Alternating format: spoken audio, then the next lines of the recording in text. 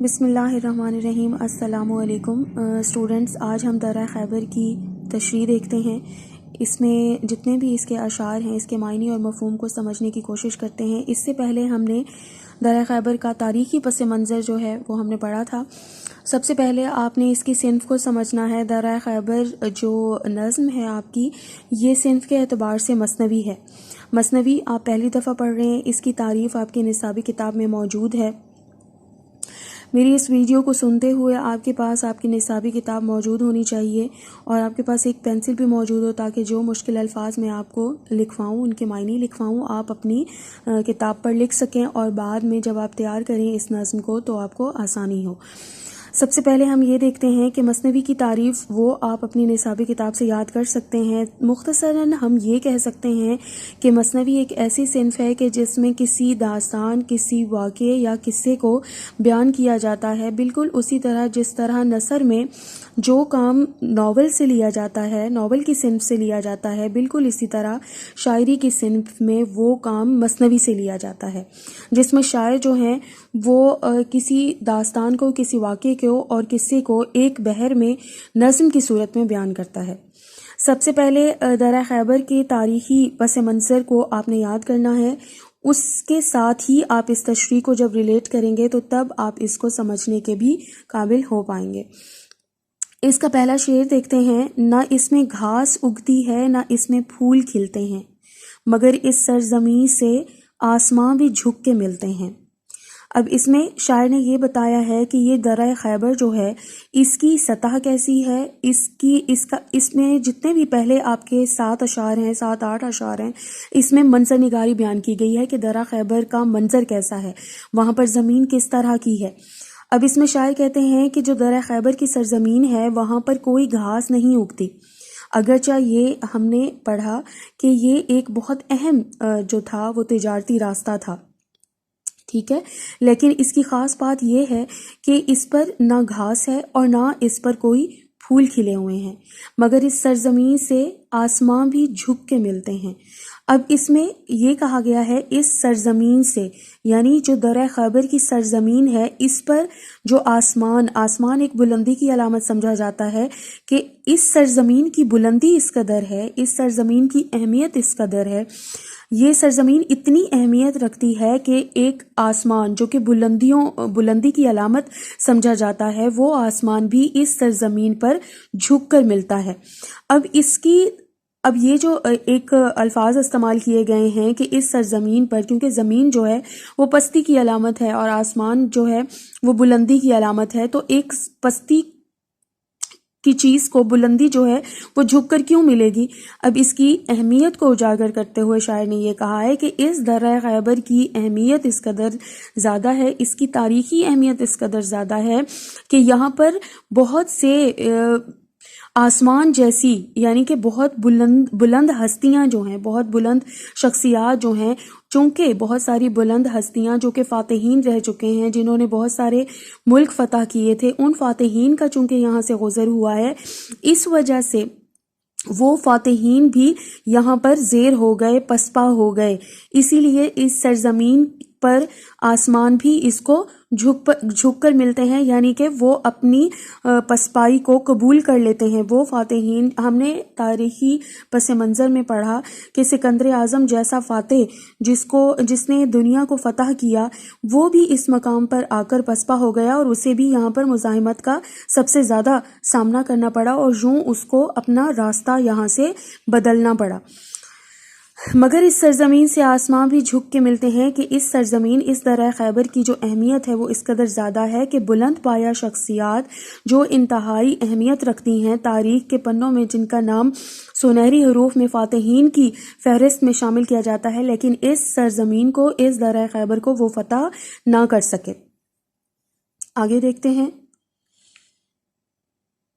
کڑکتی بجلیوں کی اس جگہ چھاتی دہلتی ہے، گھٹا بچ کر نکلتی ہے، ہوا تھرا کے چلتی ہے۔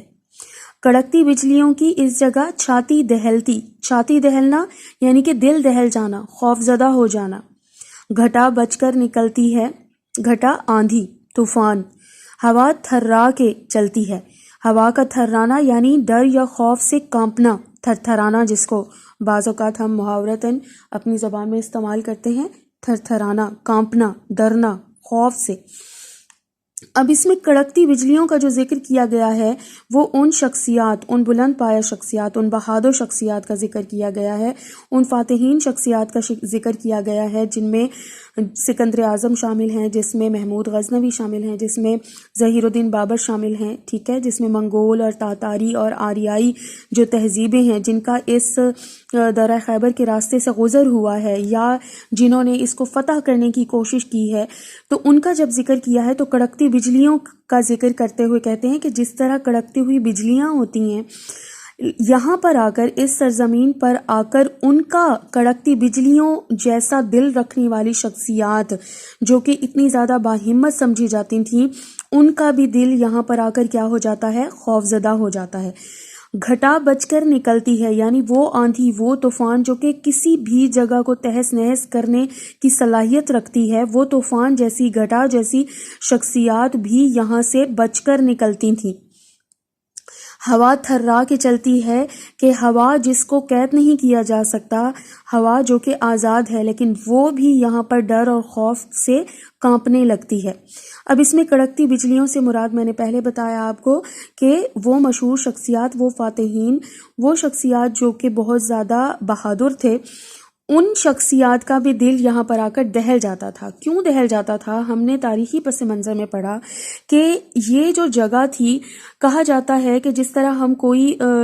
جنوں یا بھوتوں کی کہانیاں پڑھتے ہیں اور پڑھتے ہیں کہ کوئی کچھ ایسے مقامات ہوتے ہیں پرستانوں میں یا ان دیوتاؤں کی جو داستانیں ہیں، ان میں کچھ ایسے مقامات ہوتے ہیں کہ جہاں سے گزرنے والے جو تھے یا تو موت کا شکار ہو جاتے تھے یا پیچھے مڑ کر دیکھنے والے پتھر کے ہو جاتے تھے۔ تو انہی مقامات میں سے ایک مقام جو حقیقی دنیا میں سمجھا جاتا ہے وہ درہ خیبر سمجھا جاتا ہے۔ درہ خیبر کیوں سمجھا جاتا ہے؟ کیونکہ درہ خیبر ایک قدرتی طور پر ایک ایسا حصار ہے۔ اس درہ خیبر پر موجود جو افریدی قبائل ہیں، ایک تو تاریخ نے ان افریدی قبائل کو وہ بلائیں لکھا ہے کہ یہ وہ بلائیں ہیں جو کہ بے انتہا بہادر تھے، اور دوسرا جنگ سے بہت زیادہ محبت رکھتے تھے، بہت زیادہ جنگ کے شوقین تھے، اور اس لیے ایک تو یہ اتنی بڑی بڑی چٹانوں جیسی جس طرح پہاڑیاں تھیں، اتنی بلند اور اتنی طویل جو چٹانیں تھیں، یہاں پر یہ موجود ہوتے تھے، اور نیچے جو گزرنے والی جو راستے ہیں وہ اس قدر تنگ اور تاریک ہیں، اور اس قدر کہا ہم نے یہ پڑھا تاریخی پس منظر میں کہ علی مسجد جو ہے وہ مقام ہے کہ جہاں پر اس گزرگاہ، اس درہ خیبر کا جو راستہ ہے وہ چند میٹر کی اس کی چوڑائی رہ جاتی ہے، اور اس قدر وہ ناگزیر ہو جاتا ہے کہ کوئی بھی بڑے سے بڑا فاتح وہاں سے گزرنے کی جرت اور جسارت نہیں کر سکا، کیونکہ افریدی قبائل جو ہیں وہ اس چیز کا بھرپور فائدہ اٹھاتے، اور پھر جو حتیٰ کہ جو حملہ آور ہوتے تھے ان کو اپنی لاشیں اٹھانے کے لیے بھی ان افریدی قبائل کو خراج دینا پڑتا تھا، ان کی بات کو ماننا پڑتا تھا، اور وہ شرائط کی بنیاد پر لاشیں بھی ان کو واپس کرتے تھے۔ اب یہ کہا جا سکتا ہے کہ درہ خیبر کی اہمیت بھی اس قدر زیادہ ہے کہ درہ خیبر کو برصغیر کا دروازہ کہا گیا ہے، درہ خیبر کو موت کی وادی کا دروازہ کہا گیا ہے۔ تو اس میں شاعر کہتے ہیں کہ جہاں پر جتنی بھی کڑکتی بجلیوں جیسی، جتنی بھی قداور شخصیات ہیں، جتنی بھی بڑے فاتحین ہیں، یہاں پر موجود اس سرزمین پر موجود جو چٹانیں ہیں، جو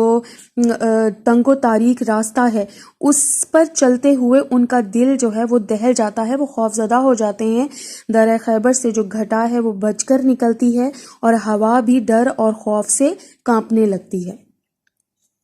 آگے منظر نگاری کرتے ہوئے شاعر کہتے ہیں، حفیظ چالندری کہتے ہیں کہ یہ ناہموار چٹیل سلسلے کالی چٹانوں کے امانت دار ہیں گویا پرانی داستانوں کے۔ یہ ناہموار کہتے ہیں اونچے نیچے دشوار گزار راستے، ناہموار یعنی کہ جس میں نہ شیب و فراز ہو، اونچ نیچ ہو۔ چٹیل وہ جگہ ہوتی ہے جہاں پر کوئی نہ درخت ہو اور نہ ہی کوئی پانی ہو۔ امانت دار ہیں گویا پرانی داستانوں کے۔ اب شاعر اس میں کہتے ہیں کہ یہ جو درہ خیبر ہے اس کا جو نشیب و فراز پر مبنی راستہ ہے، جہاں ایسا راستہ، ایسی کالی چٹانیں یہاں پر موجود ہیں جو کہ آسمان کو چھوتی ہوئی ہیں، یہاں پر نہ کوئی درخت ہے نہ کوئی پانی ہے۔ ہم نے اس سے پہلے پڑھا، شاعر نے یہ کہا کہ نہ یہاں پر گھاس اگتی ہے اور نہ یہاں پر پھول کھلتے ہیں، لیکن اس کے باوجود یہ بہت اہم تجارتی راستہ رہا ہے اور بہت سارے کارواں اور قافلے جو ہے وہ یہاں سے گزر کر ہی تجارت جو تھے وہ کیا کرتے تھے، لیکن اس کے لیے ان کو افریدی قبائل کی شرائط کو ماننا پڑتا تھا جو کہ درہ خیبر کی چٹانوں پر آباد تھے۔ اب اس میں شاعر نے پہلے مصرے میں تو یہ کہا کہ یہ ناہموار ہے، اونچی نیچا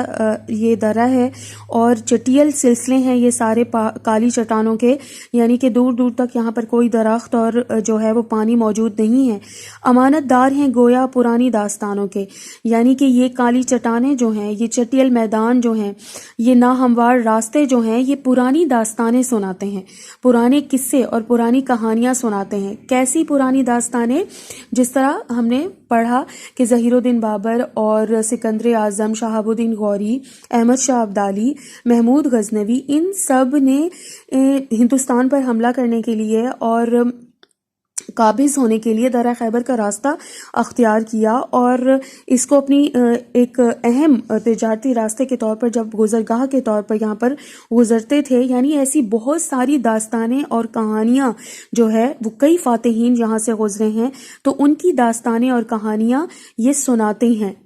کون سناتے ہیں؟ یہ کالی چٹانوں کے سلسلے جو کہ چٹیل ہیں اور ناہموار ہیں، کہ جہاں یہ ایسے سلسلے ہیں یہ کالی چٹانوں کے جو کہ انتہائی اونچی ہیں اور جن کے راستے جو ہے، درہ خیبر کے راستے جو ہے وہ انتہائی جو ہے وہ کم چوڑے ہیں، اور جو گزرنے والے فوجی دستے ہیں ان کے لیے اس کو عبور کرنا انتہائی ناگزیر رہا ہے اور کوئی بھی اس کو فتح نہیں کر سکا، چاہے وہ کتنا ہی بڑے فاتحین کیوں نہ گزرے ہوں۔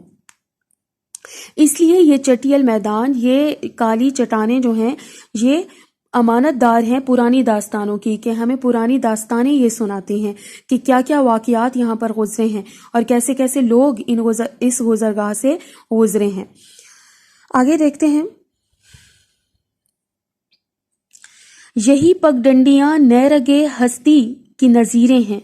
یہی تو قسمت اقوام کی خونی لکیریں ہیں۔ پگڈنڈیا کہتے ہیں باریک اور کم چوڑا راستہ، نیرنگ ہستی، نیرنگ کہتے ہیں کائنات کی سب سے انوکھی چیز، عجیب و غریب چیز، ہستی کائنات، ٹھیک ہے، نیرنگ ہستی کائنات کی انوکھی چیز، نظیریں مطلب مثال، یہی تو قسمت اقوام کی خونی لکیریں ہیں۔ قسمت اقوام یعنی کہ کسی بھی قوم کی تقدیر کی خونی لکیریں ہیں۔ اب اس میں پگڈنڈیوں کا ذکر کیا ہے۔ پگڈنڈی میں نے پہلے آپ کو بتایا کہ پگڈنڈی کا مطلب ہوتا ہے باریک اور کم چوڑا راستہ، اور ہم نے تاریخی پس منظر میں پڑھا کہ علی مسجد کے قریب آ کر ایک ایسا تاریخی مقام ہے علی مسجد کہ جہاں پر یہ درہ خیبر کو جو راستہ ہے وہ اس قدر تنگ ہو جاتا ہے، اس کی چوڑائی چند میٹر رہ جاتی ہے، جس کی وجہ سے یہاں سے گزرنے والوں کے لیے گزرنا اور اس کو عبور کرنا اور اس کو فتح کرنا انتہائی ناگزیر ہو جاتا ہے، ٹھیک ہے۔ اسی لیے کہا جاتا ہے کہ ظہیر الدین بابر نے بھی کوشش کی جب یہاں سے گزرنے کی، تو وہ صرف بمشکل ایک رات کے لیے علی مسجد کے میں ٹھہر سکا، یعنی کوئی بھی فاتح اس کو عبور نہیں کر سکا، اس کو فتح نہیں کر سکا۔ اب شاعر نے یہ کہا ہے کہ یہی پگڈنڈیاں نیرگے ہستی کی نظیریں ہیں، کہ یہ جو راستہ ہے درہ خیبر کو، جو راستہ ہے، اس کی جو چٹانیں ہیں، اس کے جو چٹیل میدان ہیں اور یہ جو ناہموار کالی چٹانوں کا سلسلہ ہے، یہ جس طرح کا قدرتی طور پر یہ بنا ہوا ہے، یہ کائنات کی سب سے انوکھی چیز ہے، بہت عجیب و غریب چیز ہے، ایک نئی چیز ہے۔ درہ خیبر کی جو بناوٹ ہے، جو ساخت ہے، جو اس کے مناظر ہیں، جو اس کا راستہ ہے، وہ تمام کیا ہے؟ کائنات کی سب سے انوکھی چیز ہے۔ یہی تو قسمت اقوام کی خونی لکیریں ہیں، اور اسی وجہ سے اس کی یہی خوبی ہے، اس کی جو پگڈنڈیاں ہیں، اس کا جو باریک اور کم چوڑا راستہ ہے، اسی سے ہی قوموں کی تقدیر جو ہے وہ خون سے لکھی گئی ہے۔ یعنی یہاں پر جو آباد قوم تھی، جو پختون تھے، جو افریدی قبائل تھے، ان کی قسمت کی لکیر انہی راستوں کے ذریعے ہی لکھی گئی، کیونکہ ان راستوں کی بناوٹ، ان کی کم چوڑا ہونا، ان کا بہت باریک ہونا، ان کے لیے ان کی یہ ایک خوشبختی کی علامت تھی کہ جس کی وجہ سے وہ یہاں پر قابض بھی رہے اور کسی کو انہوں نے یہاں پر قبضہ نہیں کرنے دیا، اور بلکہ جو دوسرے فاتحین آتے تھے، جو تاریخ میں جن کا نام جو ہے وہ فاتحین کی فہرست میں ہے، سکندر اعظم، محمود غزنوی، شہاب الدین غوری، احمد شاہ ابدالی، یہ تمام جو شخصیات تھیں وہ ان کو یہاں پر مزاحمت کا سامنا کرنا پڑتا تھا۔ یہ ذرے رہواروں کی ہمتوں پر مسکراتے ہیں، زبان حال سے ماضی کے افسانے سناتے ہیں۔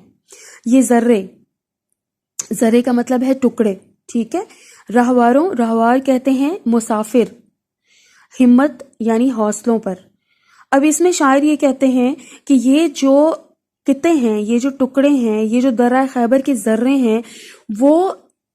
ان لوگوں کے حوصلوں پر مسکراتے ہیں، یعنی کہ ان مسافروں کی ہمت کو سلام پیش کرتے ہیں کہ جن لوگوں نے کوشش کی، وہ واقعی بہت باہمت لوگ تھے، جنہوں نے درہ خیبر جیسے کہنا چاہیے کہ کم چوڑے راستوں پر گزرنے کی جسارت کی اور کوشش کی، اور کم از کم ان کے اندر یہ ہمت اور حوصلہ موجود تھا، حالانکہ وہ اس کی تمام تر مشکلات کو، پیچیدگیوں کو، تمام تر چیزوں کو وہ جانتے تھے، لیکن اس کے باوجود بھی وہ اس راہ کے مسافر بنے، یعنی کہ درہ خیبر کے مسافر بنے۔ اس لیے شاعر کہتے ہیں کہ یہ ذرے، یہ ٹکڑے جو ہے، یہ درہ خیبر جو ہے، ان کی ہمت کو سلام کرتا ہے اور ان کے حوصلوں اور ان کی ہمتوں پر مسکراتے ہیں کہ جنہوں نے کم از کم، وہ مسافر جنہوں نے اس تجارتی راستے کو اختیار کیا یا اس کو فتح کرنے کی کوشش کی۔ زبان حال سے ماضی کے افسانے سناتے ہیں۔ شاعر پھر سے کہتے ہیں کہ یہ راستے، یہ چٹیل میدان، یہ درہ خیبر جو ہے وہ ماضی کے کئی افسانے یعنی کہ کئی قصے سناتے ہیں کہ کس طرح فاتحین جو ہیں وہ یہاں پر آئے اور اس کو فتح کرنے کی کوشش کی، لیکن ان کو مزاحمت کا سامنا کرنا پڑا۔ آگے دیکھتے ہیں۔ یہ پتھر قافلے والوں کے ٹھکرائے ہوئے سے ہیں، کسی آتش قدم کی راہ میں آئے ہوئے سے ہیں۔ یہ پتھر قافلے یعنی کہ جو کارواں گزرتے تھے ان کے راستے میں آنے والے یہ پتھر ہیں، یعنی جو پتھریلی چٹانیں ہیں، اس پر موجود جو ان چٹانوں پر موجود پتھر ہیں وہ کسی بھی قافلے کی راہ کی رکاوٹ بن چکے ہیں، کسی آتش قدم کی راہ میں آئے ہوئے سے ہیں۔ آتش قدم کہتے ہیں گرم رفتار، بہت تیز چلنے والے، یعنی جتنے بھی یہاں سے قافلے گزرے ہیں جو کہ بہت تیز رفتار سمجھے جاتے تھے، وہ فاتحین جو کہ بہت زیادہ گرم رفتار سمجھے جاتے تھے، ان کی راہ میں بھی ان چٹانوں کے جو پتھر ہیں ان کی راہ کی رکاوٹ بنے ہیں۔ کہا جاتا ہے کہ رنجیت سنگھ جو تھا اس نے بھی رنجیت سنگھ کا نام کافی زیادہ تاریخ میں محفوظ ہے ایک بہادر کے حوالے سے، کہ ایک بہادر اور جنگجو شخص جو کہ درہ خیبر کو بھی فتح کرنا چاہتا تھا، لیکن اس نے اپنے ایک جرنیل کو جو کہ ہری سنگھ نلوا تھا اس کو یہاں پر جو ہے وہ تعینات کیا، لیکن ہری سنگھ نلوا جو ہے اس نے بے شک درہ خیبر پر نظر رکھنے کے لیے ایک بحری جہاز نما قلعہ بھی یہاں پر تعمیر کرایا، لیکن کیا ہوا کہ یہاں پر موجود جو قبائل تھے، جو لوگ تھے، انہوں نے ان کے ساتھ لڑائی کرتے ہوئے، ان کے ساتھ جنگ کرتے ہوئے ہری سنگھ نلوا جو کہ رنجیت سنگھ کا ایک بہادر جرنیل تھا وہ بھی مارا گیا۔ یعنی کہ یہ پتھر قافلے والوں کے ٹھکرائے ہوئے سے ہیں۔ اب کسی آتش قدم، جو تیز رفتار آتش قدم لوگ تھے، فاتحین تھے، ان کی راہ میں حائل ہوتے تھے یہ پتھر، یہ ان پتھریلی چٹانوں کے جو پتھر ہیں ان کی راہ کی رکاوٹ بنتے تھے۔ لیے بیٹھی ہیں یہ ویرانیاں محشر کے ہنگامے، ہیں ان سنسانیوں میں دفن دنیا بھر کے ہنگامے۔ سنسانیاں، سنسانی ویرانی کو کہتے ہیں، ٹھیک ہے، ہنگامہ شور کو کہتے ہیں، اور اسی طرح ویرانی سے مراد بھی اداسی ہے، بے رونقی ہے۔ محشر حشر کو کہتے ہیں، قیامت کو کہتے ہیں، ٹھیک ہے۔ لیے بیٹھی ہیں یہ ویرانیاں محشر کے ہنگامے۔ اب اس درہ خیبر چونکہ اس کے اندر نہ گھاس ہے، ہم نے پڑھا کہ نہ اس پر پھول کھلتے ہیں، ٹھیک ہے، اور یہ بالکل نہ ہموار سا ایک راستہ ہے، اونچا نیچا دشوار گزار ہے، یہ بہت چٹیل ہے، یعنی کہ یہاں پر نہ درخت ہے نہ کوئی پانی ہے موجود ہے۔ تو وہ کہتے ہیں، شاعر کہتے ہیں کہ لیے بیٹھی ہیں یہ ویرانیاں محشر کے ہنگامے، کہ یہاں پر کیا ہے، جو اداسی ہے، جو بے رونقی ہے، کیونکہ رونق وہاں پر ہوتی ہے جہاں گھاس ہو، جہاں پھول ہو، جہاں کھیت کھلیان ہو یا سرسبز و شاداب وادی ہو، لیکن یہاں کی جو کالی چٹانیں ہیں اس کے اندر اداسیاں موجود ہیں، اس کے اندر بے رونقی جو ہے وہ موجود ہے، اور حشر کے کئی ہنگامے، کئی شور جو ہے وہ برپا ہیں۔ کیوں اب یہ بات ویرانیوں کی اور سنسانی کی کیوں بات کی گئی ہے اور حشر کے ہنگامے کی کیوں بات کی گئی ہے؟ کیونکہ یہاں پر مقیم جو افریدی قبائل تھے، گو کہ وہ بہت بہادر تھے، گو کہ جنگی حوالے سے ان سے لوگ جو تھے وہ خوف زدہ رہتے تھے، اور یہاں پر لیکن کیا ہے کہ ان کا بھی جانی نقصان ہوتا تھا، ان پر بھی افتاد ٹوٹتی تھی، ان پر بھی جتنا زیادہ کہا جاتا ہے کہ جتنا زیادہ حملے درہ خیبر پر کیے گئے ہیں اتنا زیادہ اور کسی بھی گزرگاہ پر، کسی شاہراہ پر نہیں کیے گئے، یعنی سب سے زیادہ جہاں حملے کیے گئے ہیں وہ درہ خیبر ہی ہے۔ تو اس لیے درہ خیبر پر موجود جو آباد آفریدی قبائل تھے ان کا بھی نقصان ہوتا تھا، اور اس پر حملہ کرنے والے جو فوجی تھے وہ اس راستے کی دشوار گزاری کی وجہ سے اور ان کالی چٹانوں پر موجود جو ایک خوف تھا، ٹھیک ہے، جو اس کے مناظر میں جو ایک خوف تھا، اس کے جو قدرتی طور پر جو ایک راستہ بنا ہوا تھا، وہ جو اس قدر کم چوڑا تھا، اس صورتحال میں ان کا جو جانی نقصان ہوتا تھا، اس صورتحال کے حوالے سے ہی شاعر کہتے ہیں کہ اس میں ایک حشر کا، ایک محشر کا، یعنی ایک قیامت کا شور جو تھا وہ موجود رہا ہے۔ اس لیے شاعر نے جو ہے وہ سنسانی اور ویرانی کی اور اداسی کی بات کی ہے، کہ کیونکہ اس سرزمین پر یعنی کہ اس درہ خیبر پر، اس گزرگاہ پر سب سے زیادہ حملے جو ہے وہ کیے گئے ہیں۔ یہ بے آباد و دہشت ناک وحشت خیز ویرانہ ہے، لاتعداد شور انگیز تہذیبوں کا افسانہ۔ یہ بے آباد یعنی کہ جہاں پر آبادی نہ ہو، دہشت ناک کہتے ہیں کہ جس سے ڈر لگے، اور وحشت خیز کا مطلب ہے بھیانک، ویرانہ سنسان ہے، لاتعداد شور انگیز کہتے ہیں شور پیدا کرنے والا، تہذیبوں کا افسانہ۔ اب اس میں شاعر کہتے ہیں کہ یہ بے آباد ہے، یہ ایسا درہ خیبر ہے، ایک ایسی جگہ ہے کہ جو کہ دہشت پیدا کرتی ہے، جس سے لوگ ڈرتے تھے، یہ ایک بھیانک جو ہے وہ ویرانے کی مانند ہے جس کو کوئی بھی فتح نہ کر سکا، یہ ایک ایسا قدرتی طور پر ایک کالی چٹانوں کا سلسلہ ہے کہ جس کو کوئی بھی عبور نہ کر سکا، اور اس میں کئی تہذیبوں کے افسانے یعنی کہ قصے جو ہے وہ موجود ہیں۔ یہاں پر آریائی تہذیب آئی، ٹھیک ہے، یہاں پر بہت ساری تہذیبوں کے جو ہے، جس میں بدھ مت کی تہذیب ہے، بہت سارے تہذیبوں کے جو نشانات ہیں، جو افسانے ہیں، وہ یہاں پر ان کالی چٹانوں پر، اس پہاڑی سلسلے پر، ان بلند جو چٹانیں ہیں، جو پہاڑیاں ہیں، یہاں پر ان تہذیبوں کے قصے اور افسانے جو ہیں وہ موجود ہیں۔ اگلے اشعار میں ہم بہت ساری ایسی تاریخی شخصیات کا ذکر ہوا ہے جن کی ڈیٹیل میں آپ کو ساتھ ساتھ لکھواؤں گی، آپ نے لکھنی ہے، ٹھیک ہے۔ ابھی نیکسٹ ویڈیو میں انشاءاللہ اس کا دوسرا جو پارٹ ہے وہ آپ کے ساتھ شیئر کرتی ہوں۔ اپنا بہت خیال رکھیے گا۔ اللہ حافظ۔